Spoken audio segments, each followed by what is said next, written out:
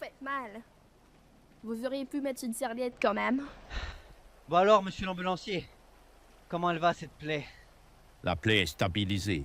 Elle ne saigne plus. C'est grâce à votre rapidité que j'ai pu la nettoyer et la traiter à temps. Eh, je suis pas une Vous plaie, l'avez ok? ramenée juste au bon moment pour que je puisse faire le nécessaire. Merci. De rien. Bon, faut que j'y retourne. Je sais que vous êtes concentré à me soigner, mais c'est pas une raison pour m'ignorer.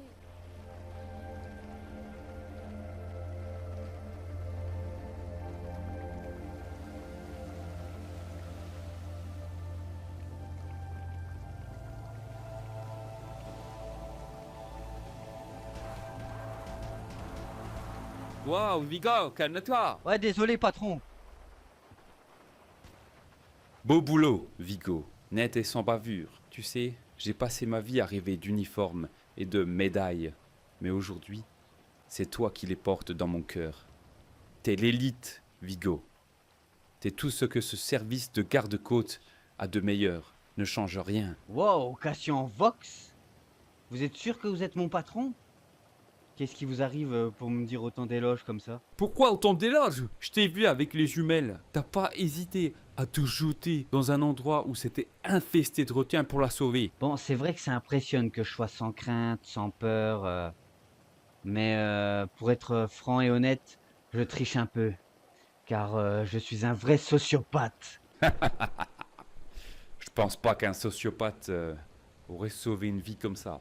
Mais bref, tiens, prends ce pistolet. Les flics auront sûrement besoin d'aide là avec le front de Boréas qui traîne et qui menace d'attaquer notre île. Va les aider, ils sont pas loin sur la plage là.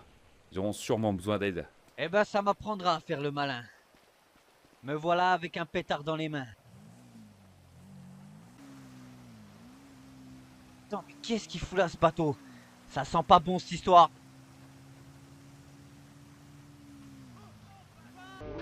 Oh, putain! Tiens, prends ça! Oh putain! Ah.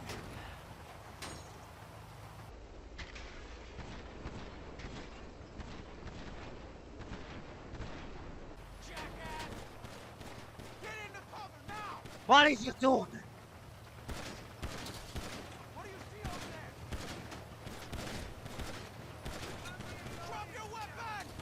Je vais tenter de percer par la gauche!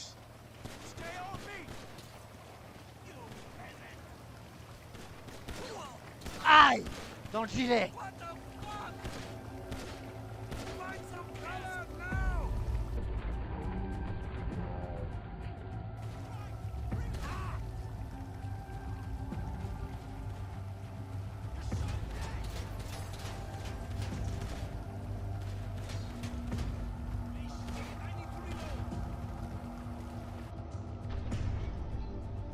Après cette soirée-là, j'étais loin de me douter que j'allais finir sous l'aile du capitaine. Excusez-moi, pardon.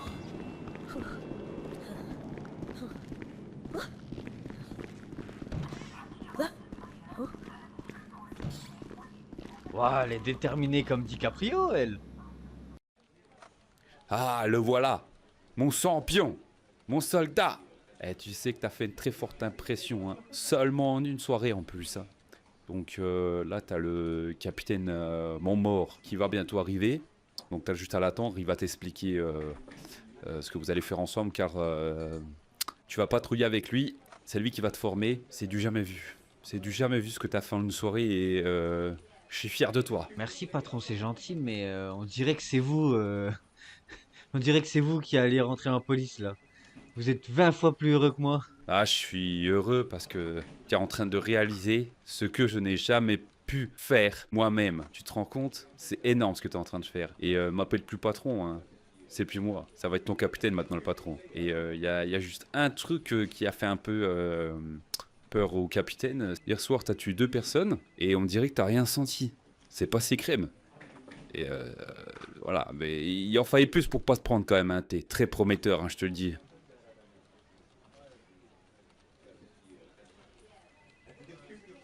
Mes respects, monsieur le capitaine. Ah, Vigo Stern, ma nouvelle recrue. Comment tu vas aujourd'hui? Ah bah je vais bien, merci mon capitaine. Et puis déjà c'est un plaisir de vous rencontrer. Vous avez du charisme et tout ce qui s'ensuit. Euh, Bon, et attends, je te coupe tout de suite.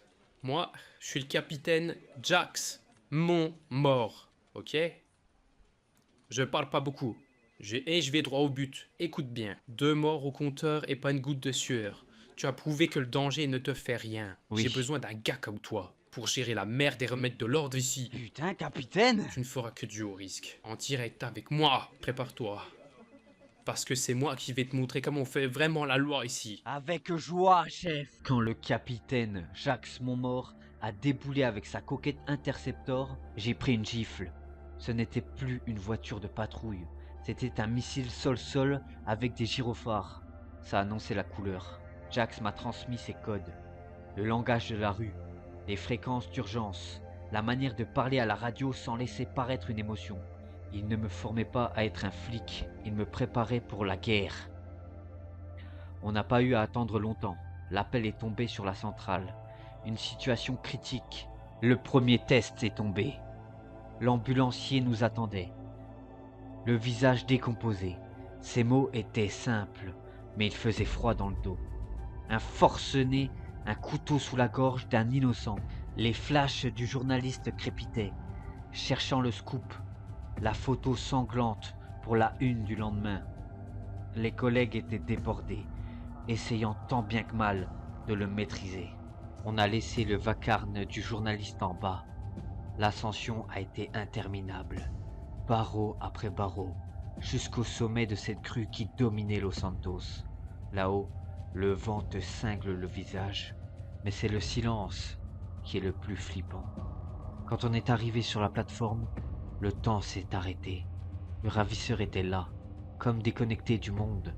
Il nous ignorait totalement, les yeux perdus dans le vide, son couteau toujours pressé contre la gorge de sa victime. À toi, Vigo. Prends ton taser, braque-le. Je reste en retrait, je te couvre. Ok, police, monsieur, lâchez-moi ce couteau, s'il vous plaît. Vigo, t'es trop près! Monsieur, va falloir réagir là, parce que tu commences à me les péter les couilles. Oh, mais tu fais quoi, tu vas où? Oh putain! Oh, derrière vous, on nous tire dessus! Putain, capitaine! Merci, merci, vous m'avez sauvé la vie. De rien, c'est notre métier. Bon, reprenez votre souffle, s'il vous plaît. Je le vois à vos yeux que vous êtes sous le choc. Ça va aller, vous êtes en sécurité maintenant. On est là pour être craints. Le capitaine et moi, on va faire en sorte que la peur change de camp. On va redonner un sens au mot ordre à Los Santos, même s'il faut pour cela que la ville apprenne à trembler dès qu'elle voit nos gyrophares.